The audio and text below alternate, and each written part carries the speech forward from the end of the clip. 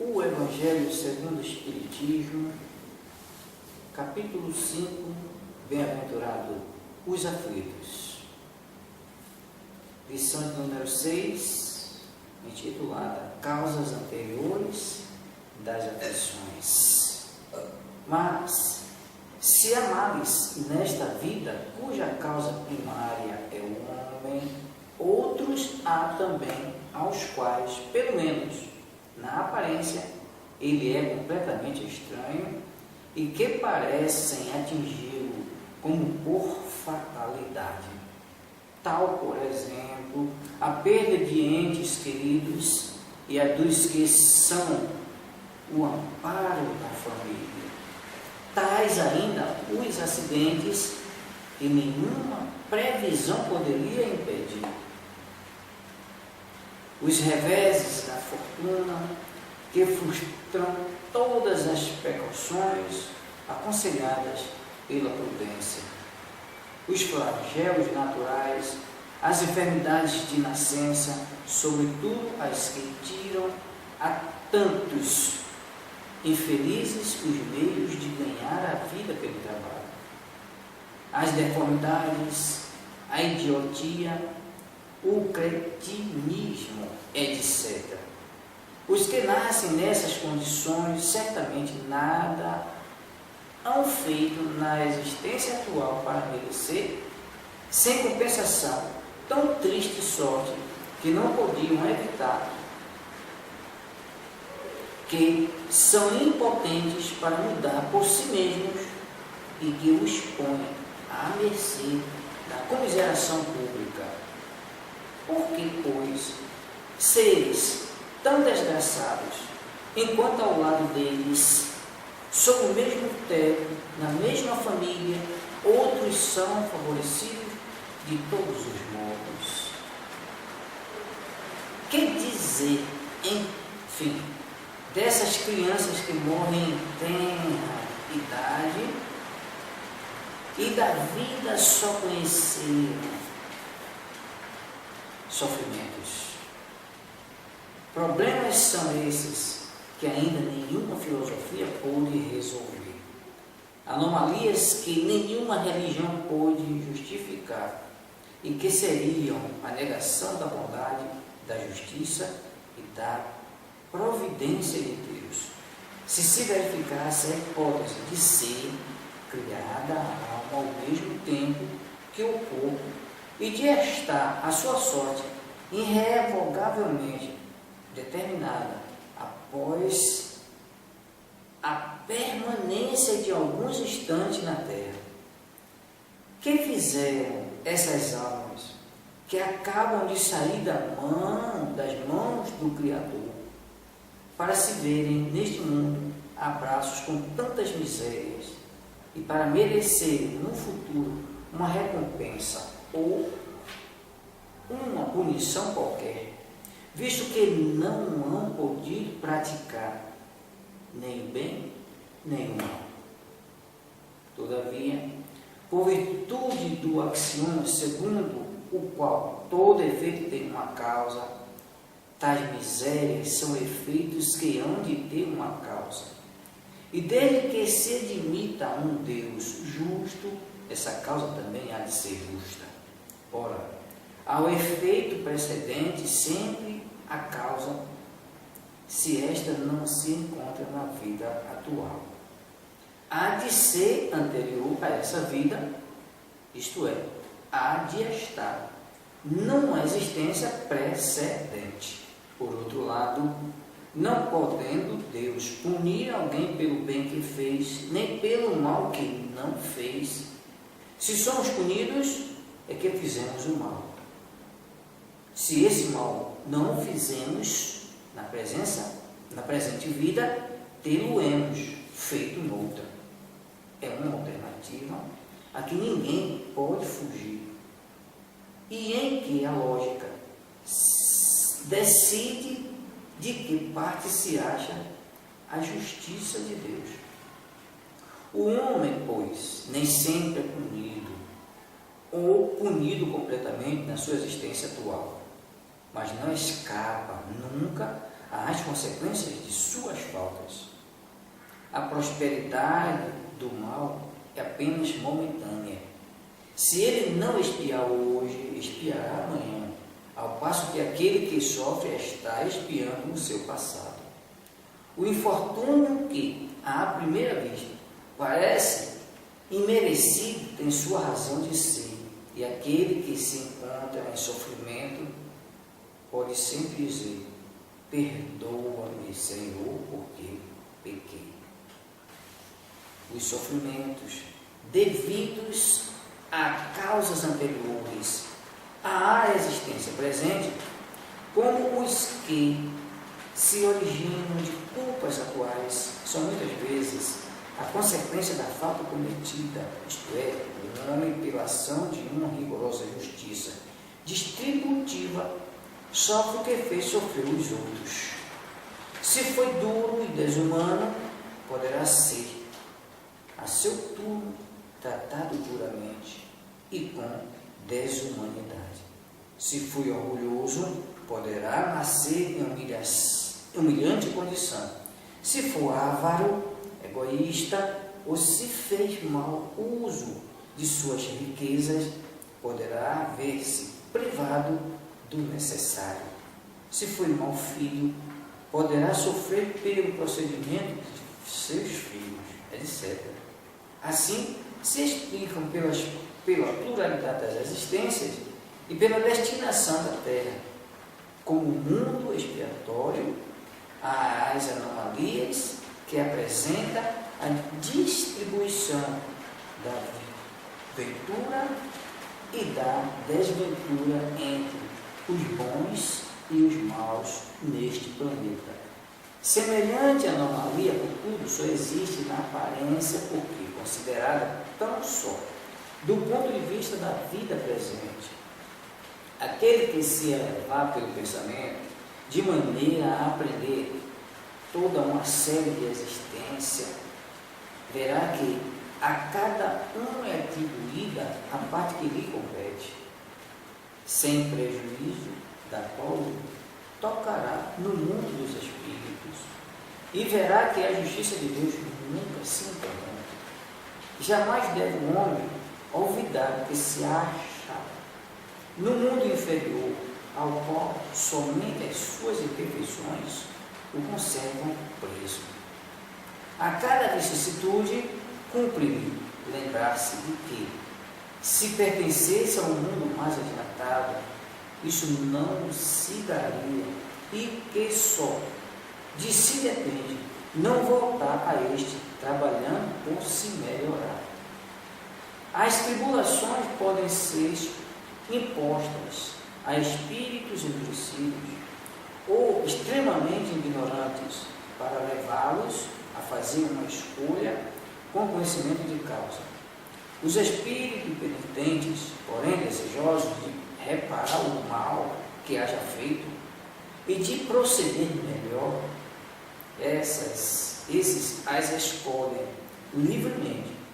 Tal o caso de um que, havendo desempenhado mal sua tarefa, pede-lhes deixe começar, para não perder o fruto de seu trabalho.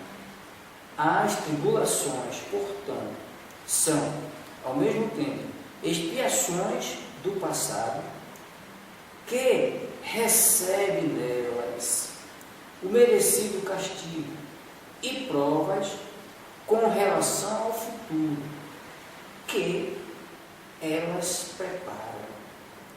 Rendamos graças a Deus, que em sua bondade faculta ao homem reparar seus erros e não o condena irrevogavelmente por uma primeira falta.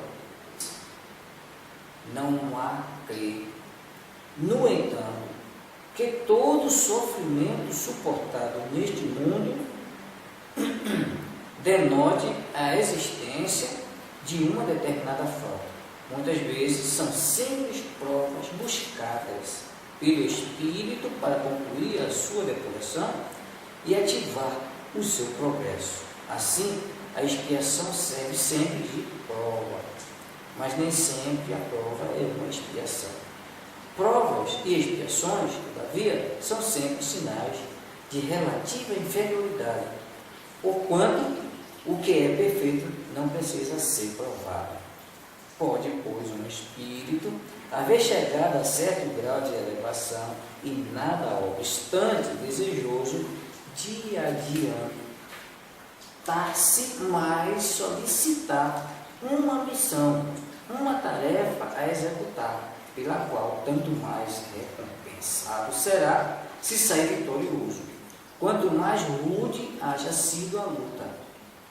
Tais são, especialmente, essas pessoas de instintos naturalmente bons, de alma elevada, de nobres sentimentos inatos, que parecem nada haverem trazido de suas precedentes existências e que sofrem, com resignação, toda cristã, as maiores dores, somente pedindo a Deus que as possam suportar sem murmurar.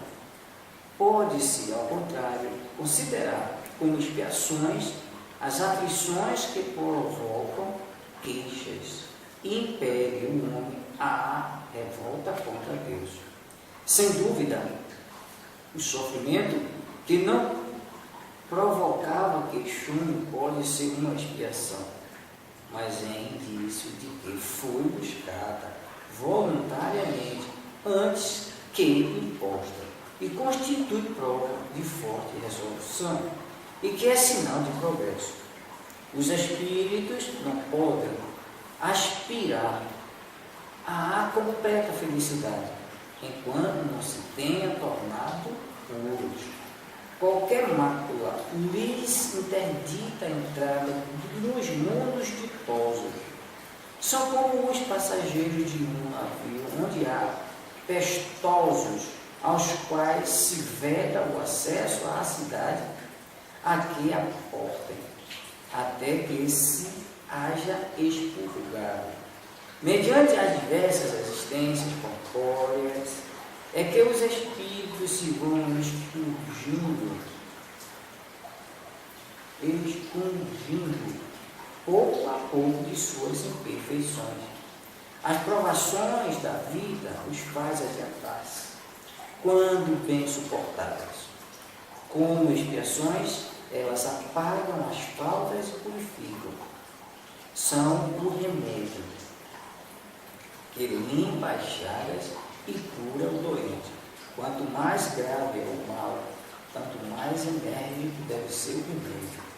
Aquele, pois, que muito sofre, deve reconhecer que muito tinha a expiar e deve regozijar-se à medida da sua próxima cura. Dele depende, pela resignação, tornar proveitoso o seu sofrimento e não lhe estragar o fruto com as suas impaciências, visto que, do contrário, terá de recomeçar.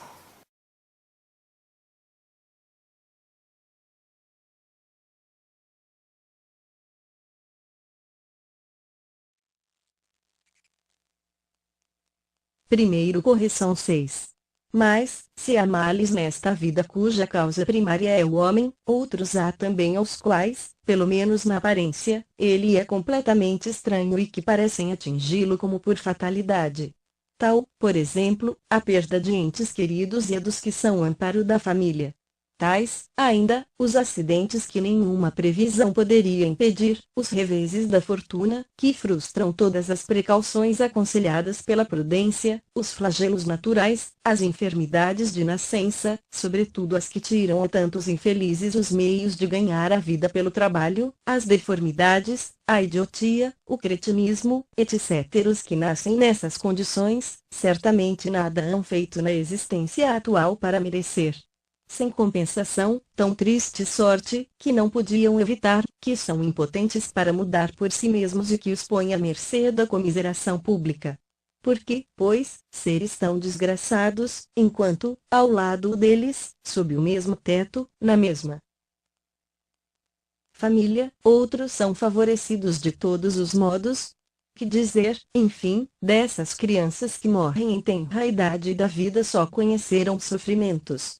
Problemas são esses que ainda nenhuma filosofia pôde resolver, anomalias que nenhuma religião pôde justificar e que seriam a negação da bondade, da justiça e da providência de Deus, se verificasse a hipótese de ser criada a alma ao mesmo tempo que o corpo e de estar a sua sorte irrevogavelmente determinado após a permanência de alguns instantes na terra.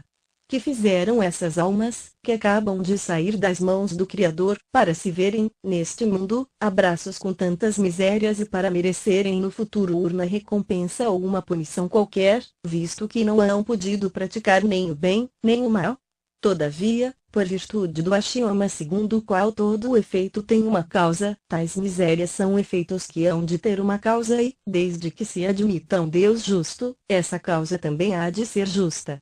Ora, ao efeito precedendo sempre a causa, se esta não se encontra na vida atual, há de ser anterior a essa vida, isto é, há de estar numa existência precedente. Por outro lado, não podendo Deus punir alguém pelo bem que fez, nem pelo mal que não fez, se somos punidos, é que fizemos o mal, se esse mal não o fizemos na presente vida, tê-lo-emos feito noutra. E uma alternativa a que ninguém pode fugir em que a lógica decide de que parte se acha a justiça de Deus.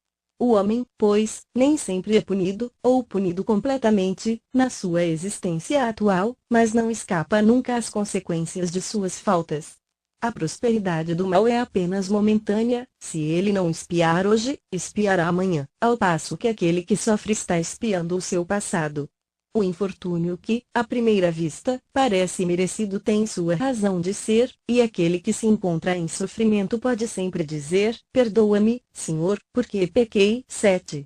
Os sofrimentos devidos a causas anteriores à existência presente, como os que se originam de culpas atuais, são muitas vezes a consequência da falta cometida, isto é, o homem, pela ação de uma rigorosa justiça distributiva, sofre o que fez sofrer aos outros.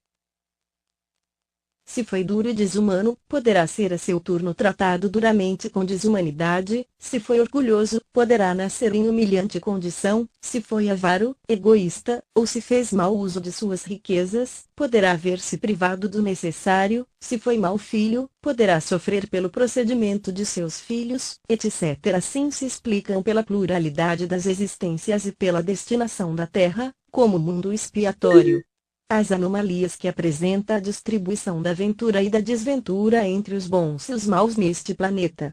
Semelhante anomalia, contudo, só existe na aparência, porque considerada tão só do ponto de vista da vida presente. Aquele que se elevar, pelo pensamento, de maneira a apreender toda uma série de existências, verá que a cada um é atribuída a parte que lhe compete, sem prejuízo da que lhe tocará no mundo dos espíritos, e verá que a justiça de Deus nunca se interrompe. Jamais deve o homem olvidar que se acha num mundo inferior, ao qual somente as suas imperfeições o conservam preso. A cada vicissitude, cumpre-lhe lembrar-se de que, se pertencesse a um mundo mais adiantado, isso não se daria e que só de si depende não voltar a este, trabalhando por se melhorar. 8. As tribulações podem ser impostas a espíritos endurecidos, ou extremamente ignorantes, para levá-los a fazer uma escolha com conhecimento de causa. Os espíritos penitentes, porém, desejosos de reparar o mal que hajam feito e de proceder melhor, esses as escolhem livremente. Tal o caso de um que, havendo desempenhado mal sua tarefa, pede-lhe a deixem recomeçar, para não perder o fruto de seu trabalho. As tribulações, portanto, são, ao mesmo tempo, expiações do passado, que recebe nelas o merecido castigo, e provas com relação ao futuro, que elas preparam. Rendamos graças a Deus, que, em sua bondade, faculta o homem reparar seus erros e não o condena irrevogavelmente por uma primeira falta. 9. Não há crer, no entanto, que todo sofrimento suportado neste mundo denote a existência de uma determinada falta. Muitas vezes são simples provas buscadas pelo espírito para concluir a sua depuração e ativar o seu progresso. Assim, a expiação serve sempre de prova, mas nem sempre a prova é uma expiação. Provas e expiações, todavia, são sempre sinais de relativa inferioridade, porquanto o que é perfeito não precisa ser provado. Pode, pois, um espírito haver chegado a certo grau de elevação e, nada obstante, desejoso de adiantar-se mais, solicitar uma missão, uma tarefa a executar, pela qual tanto mais recompensado será, se sair vitorioso, quanto mais rude haja sido a luta.